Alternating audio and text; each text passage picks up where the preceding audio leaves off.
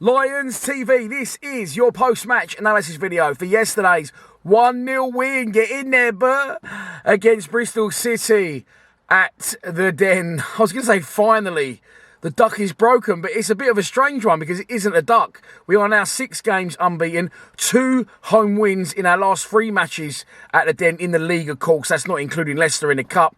And all of a sudden, a lot of them 0-0 draws we got away from home are looking a lot more like positive results. Let's take a look at the 11 the gaffer went with. I didn't agree with it, but he got the job done. There's the team sheet on the screen. 3 changes were made from the team that drew 1-1 against Nottingham Forest. Danny McNamara back to full fitness, come in to replace Ryan. And George Evans was preferred to Mikael Kieftenbeld in centre midfield.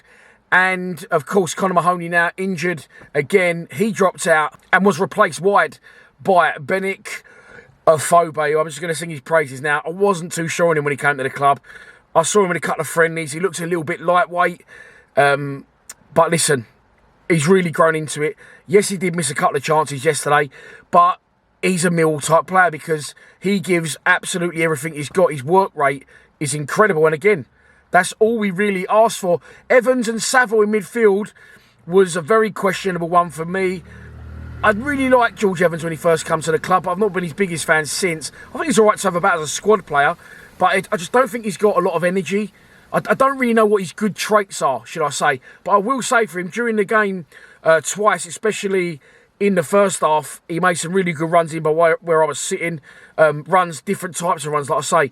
Not always getting it wide and overlapping. These runs in between centre-backs and full-backs, which I always bang on about. And he did do that, and he put a couple of good crosses in. One which Scott Malone couldn't convert. And then another point as well, which I can't remember what happened, but some good running from Evans. I don't know, yeah, for me, I just think Billy Mitchell, we just need energy in there. We need buzzy energy. Saville has not done, he's not been the George Saville from 2000 and whenever it was, 18, 19, is he? But again now, what I've noticed about Saville, he's one of them players you may not think that he's affecting the game, but he pops up with this goal, scrappy as it may be. Then he pops up with an assist last night, very good assist for the penalty which Benik Afobe won. So getting into the game, you know, again, at half-time, it wasn't fantastic. And my boy went to me, it wasn't a bad half. We was a better team by miles, and he was right. We was by far the better team. Of course, Bristol City came to town, 2 wins and 3 draws. In their last 5 games, some very difficult games.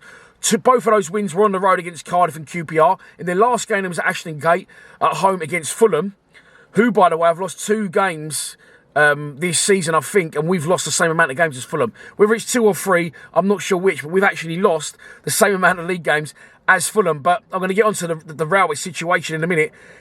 If there even is a situation to talk about anymore, I'm not sure. But I still think there is. Listen, we've had 2 wins from our last 2 home league games. One was against Blackpool, who since then have done well in the division, but played the majority of the game against us with 10 men. And last night was a penalty. But listen, a win is a win. You can't moan about how you get them. 3 points is 3 points. And of course, you'd rather have those 3 points than not. I thought we started the game well. I just feel Bristol City had very little to offer. But saying that, you know, are we not allowing them to play? That's always the talking point.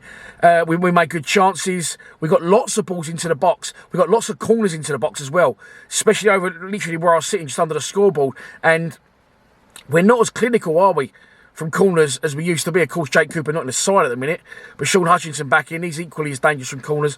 Matt Smith, obviously, always an aerial threat, and we wasn't as dangerous as we usually are from set pieces. I think we had 4 or 5 corners in that first half. So it's unlike us to not make them pay. And as we know, as a team and as a club always, we rely quite heavily on being physical, bullying the opposition in the right areas and converting set pieces. We rely heavily on goals from set pieces. We rarely score a lot from open players. Last night, again, once proved. Benik Afobe shone for me last night. Ojo shone for me. Danny Mac wasn't back to his best, but as his first game back, and I think he did fine, but I just know he's going to be a hell of a player in that team and one of the ones that carries us forward. So, good to see him back. And obviously Jed coming on later on in the game, I think is very exciting. It's going to be when him and Ojo start together. It's going to be exciting because I thought Ojo was fantastic last night. Not afraid to get the ball, be direct, take responsibility and run at people. I say we carved out a couple of chances in the first half. Benicophobe, it's a weird one. Ball comes forward. Matt Smith sort of wins one header. Someone else wins another. It's half a Millwall challenge, half a defender. And Benicophobe reads it well. Comes in behind. And I don't know if he's got half an eye on Daniel Bentley coming out, but he doesn't properly connect. And Bentley sort of gets his foot on it, puts it over the bar for one of those many aforementioned corners. He should have scored that. But it's forgivable because of how much he wants it, how much you can just see he wants it, and how hard he works for the team. I thought his running was tremendous. I prefer him as a central striker, and I'm not over the moon about him being on the left. But I thought he was absolutely fucking, I was going to swear I am, fucking phenomenal last night, Benicophobe. Just a Millwall type player, just all you can ask.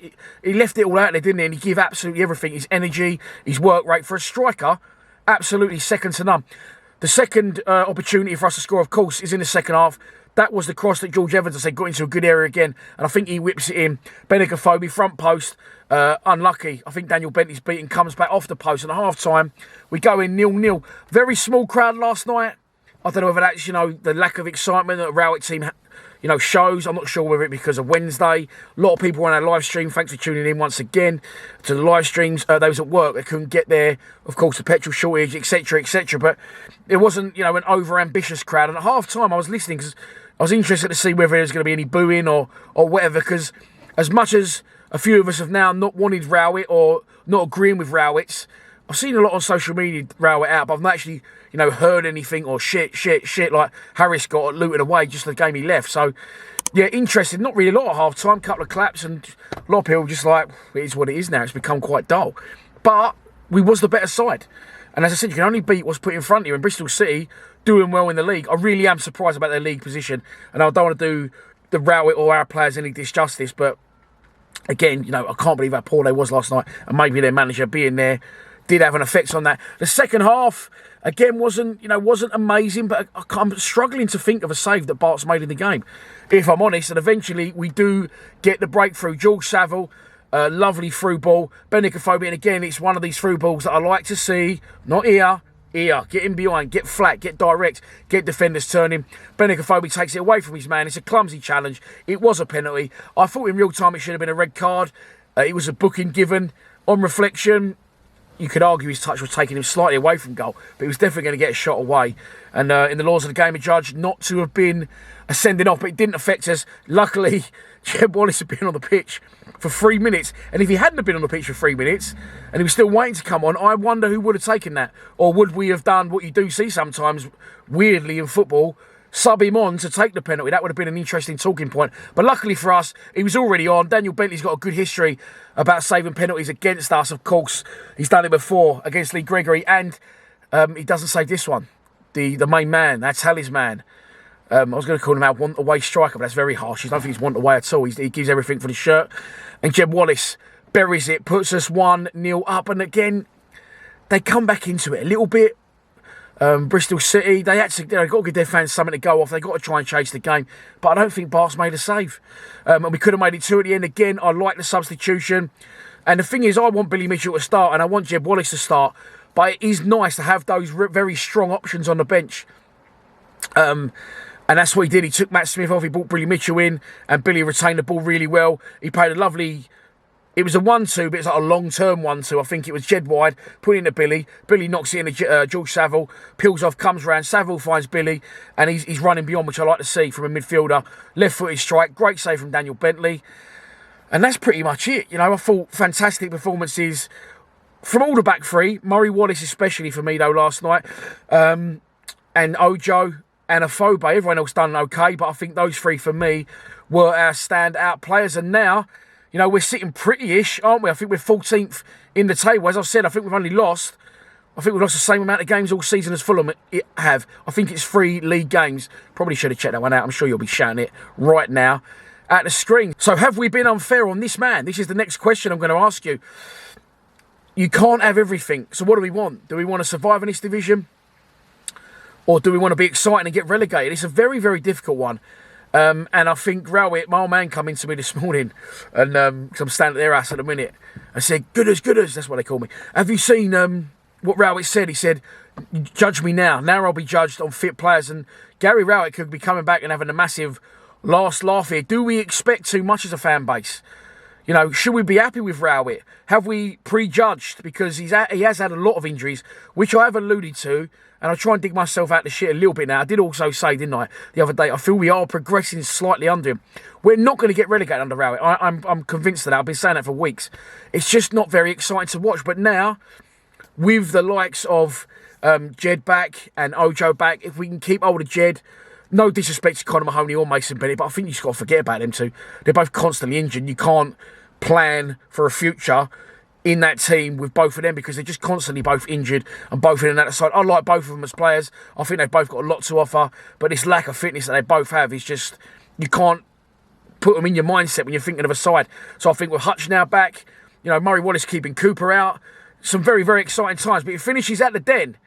Millwall 1, Bristol City 0, Rowett in or Rowett out. See a few people still saying out this morning. But at the minute, you can't argue with our existence. 6 games unbeaten in the month of September. 2 home league wins out of the last 3. And we're sitting pretty going in. So Barnsley said tomorrow. It's not tomorrow. Tomorrow's Friday. And I'll put the prediction up for Barnsley tomorrow, along with the score predictions. And if I can find some fucking petrol along the way, I might even put in an appearance at Barnsley on Saturday. If I won't, then I'll definitely be live streaming it. Please subscribe to Lions TV. Come on, you Lions.